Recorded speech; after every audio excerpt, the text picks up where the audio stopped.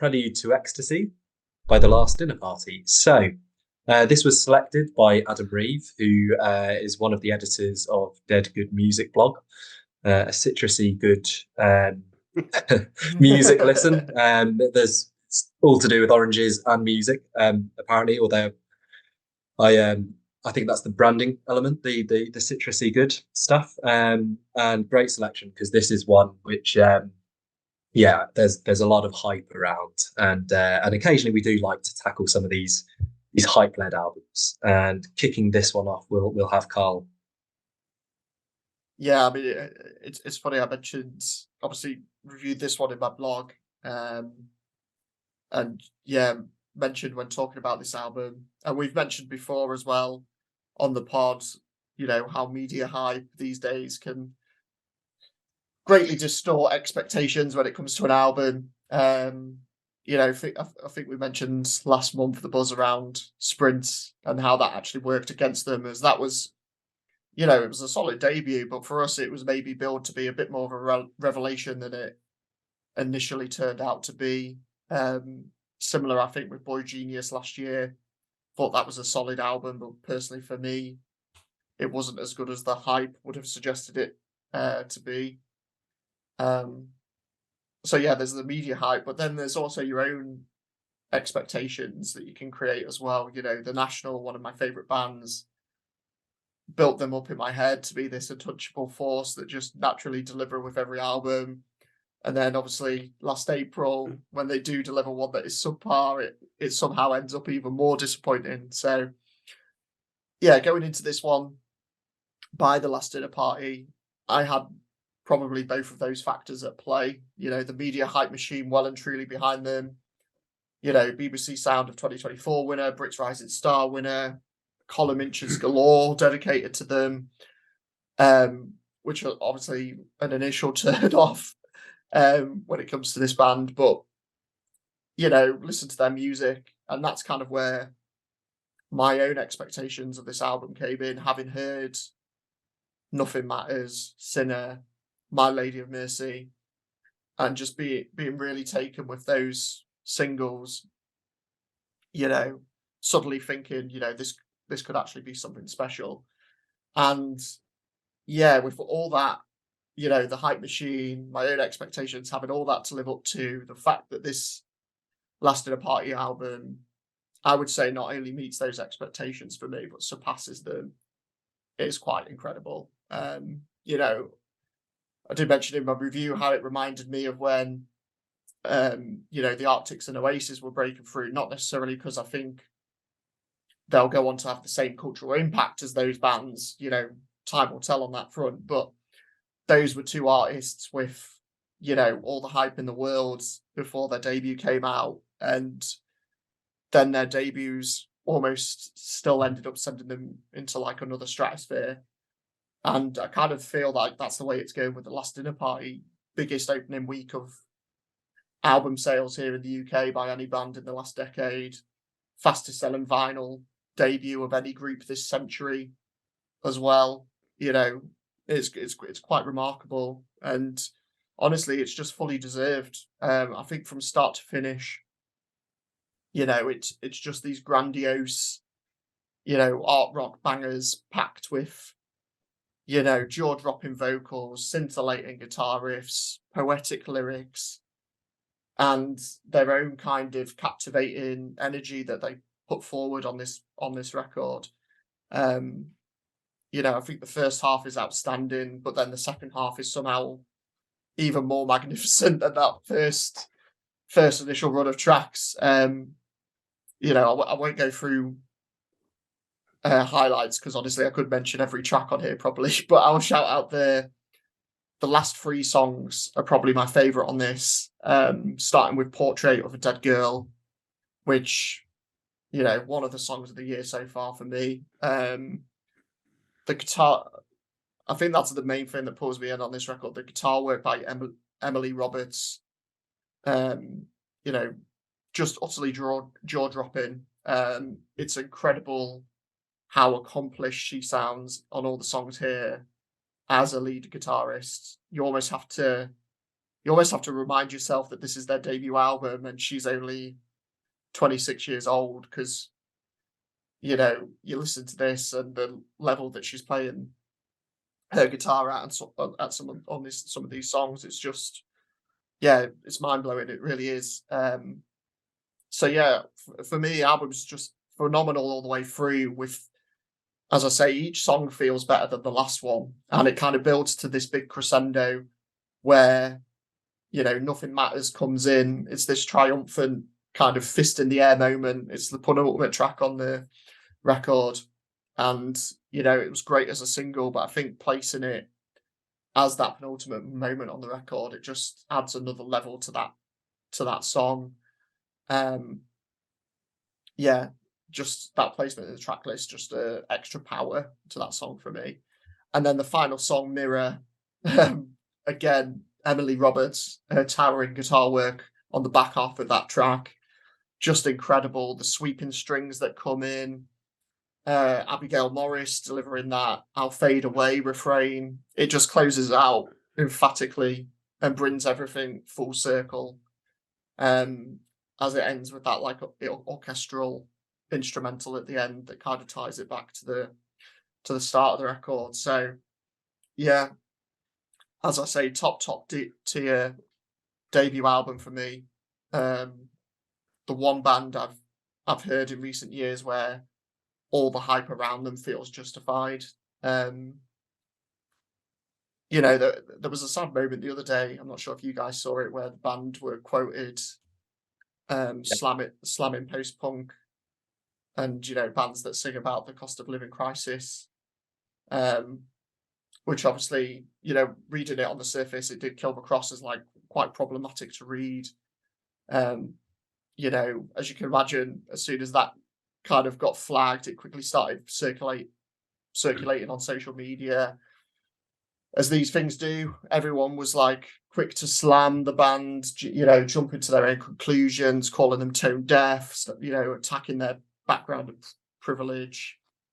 You know, it was really quite nasty stuff, you know, reading some of the comments that kind of came off the back of that. And then it turned out, you know, less than 24 hours later, it turned out the quote was lifted by the journalist completely out of context, attributed to the wrong member of the band, and it was from an interview last year. So, like, the journalist ended up having to put an apology out after he saw the backlash that the band was getting.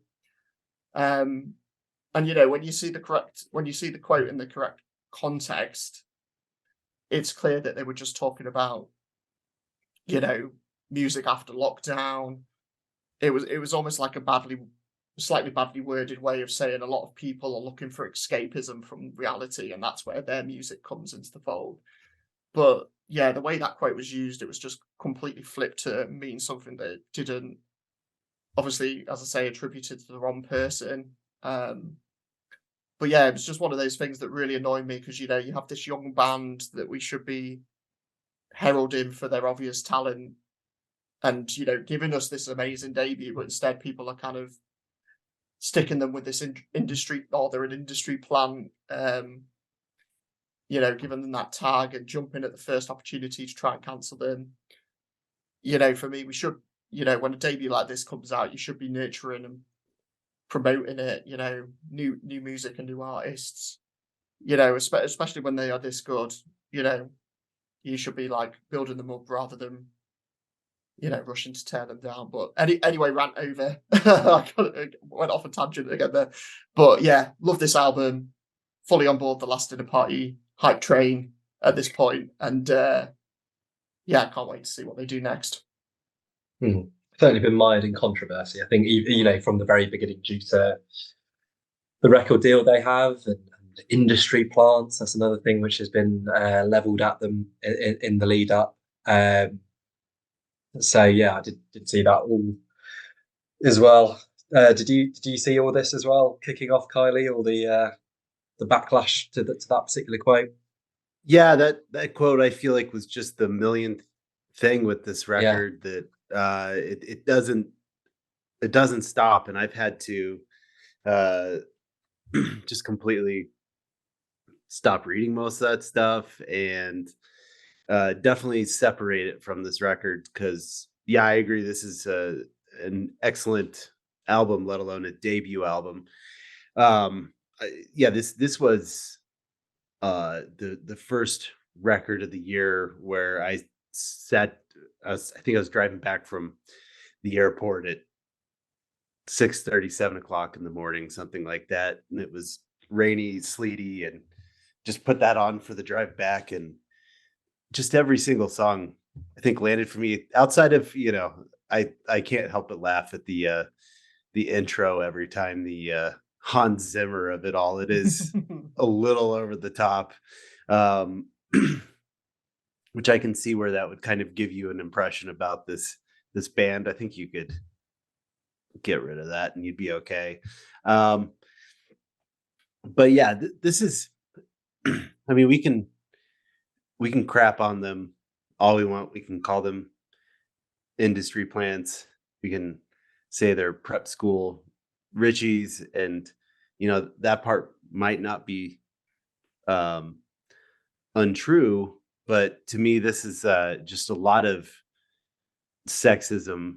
I feel like the industry plant thing usually gets used with female artists, and it's, I may not necessarily enjoy them, but it's like wet leg. It's the same thing attached to them, and everyone's suspicious of where they came from.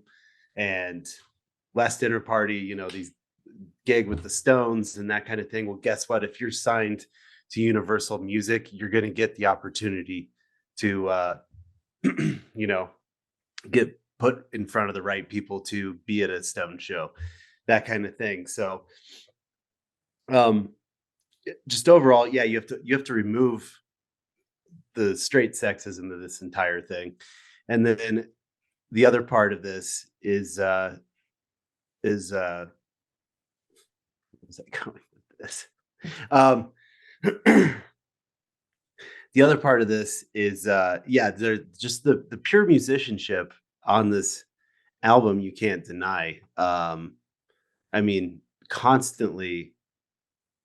I'll just go with what Carl said, but Emily Roberts in some moments reminds me of Prince's guitar playing, and just phenomenal technical work put into these pop songs. So here's the deal with this album for me is that well, my first listen, I thought it was perfect, and I'm still enjoying it. It is. I was trying to figure out the answer to this question for the last week before we recorded this. I'm not sure what it is. I don't find myself going back to it as much as I enjoyed it. But I think it's cool to put the biggest single as the penultimate track and like really make you work for it. Personally, I Caesar on the TV screen. I mean, I guess I'm feeling that Kate Bush revival that's happened over the last couple of years, because I would say that's the same, like the Ali X track, very Kate Bush. But yeah, if this, I think this is what people don't think about as often as I say on here all the time. I'm a label guy, and most of the time, if something is on Universal Music, this is on Island, one of their imprints. Used to be a classic label. I don't think it is much anymore.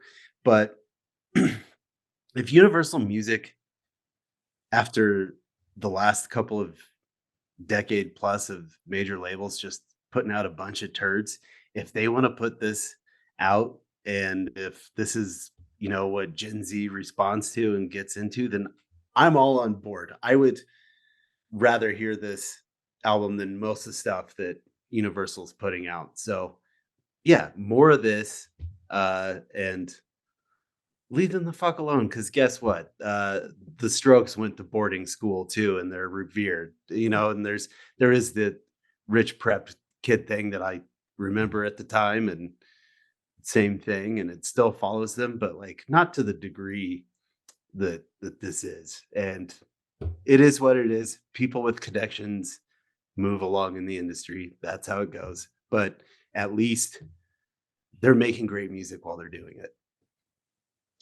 100%. Yeah, we had that kind of WhatsApp chat, and kind of I remember saying about some of the kind of indie dirge bands and how heavily they have been promoted over like last 10, 20 years. You know, I'm not going to name names, but I think, you know, when you compare it to what the Last Dinner Party have been on the end of, then I think you are going, yeah, this is purely sexist, basically, why they're getting so pilloried. And yeah, I won't add too much to that. I think both of you've kind of addressed that well. And the music itself, returning to that, yeah, there's a reason why they're on a big label. There's a reason why. When I went to that Rolling Stones gig in Hyde Park, and I went, who the hell are the Last Dinner Party? I went on Spotify, there was nothing. There was like no trace, and it was pretty odd actually for like such a big gig there to be anyone who you don't have any sort of paper trail at all. And they, like, going in with no expectations, they were brilliant. You know, that as you see in their videos, like wearing this kind of, you know, historic kind of outfits, I suppose. Abigail Morris has got so much charisma, and I think, you know, she's a fantastic front woman. And yeah, the rhythm section just rocked it, and I was like, wow.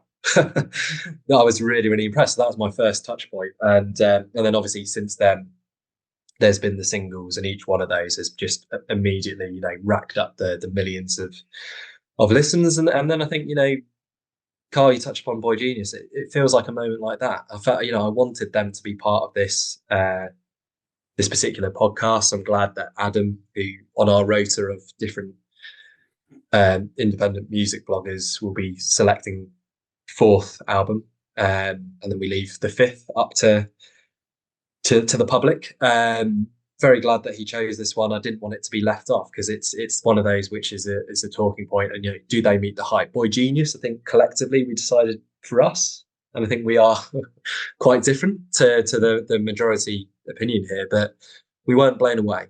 Here I was, and like, yeah, just the singles were excellent. I really love Caesar on the TV screen. I think it's just such a great, rousing song. And yeah, all the other songs on here are just also done in a very cohesive way. I think, you know, some of the quibbles about Idols is where the sequencing is, whereas here we're sort of lauding, and I agree about the sequencing here, and then like nothing matters. You go 12 out of 13, really, and but how they bring it in. And I love the segues between a few of the songs. That one going into it, you know, there's the piano from the previous track as well. And there's another one which earlier in the track list sort of just really blends magnificently, which is always a you know, something I really admire about crafting an album, is when you can see that sequencing and that cohesion. It's one of my main sort of things I sort of assess with an album, and this one, yeah, ticks that box brilliantly. Abigail's vocals are absolutely fantastic. I really like the lyrics. I like the content of them, the themes they're talking, which I think, you know, a lot of it is ironically based on what we're discussing. You know, that kind of sexism which exists in the world, and you know, them railing against that in a very eloquent way. And I think when you're looking at precursor to this band, Kate Bush, yeah, you guys have said it 100%, and Florence and the Machine I would also put into that same kind of Venn diagram of artists who kind of really push theatricality of what they're doing, both kind of in the aesthetics of how they present themselves, and also communicate on social media, because actually when they've got quite a funny way of communicating to their fans as well. But also how they deliver the music as well. It's just got that, you know, maybe it's a eccentric kind of British thing, which it seems to be the tradition sort of continuing. And yeah, just absolutely knocked it out of the park for a debut here, you know, with or without the backing they've had. And yeah, I think we can say fantastic record. And yeah, you'll be hard pushed to find a better debut this year. That's how I'll end it.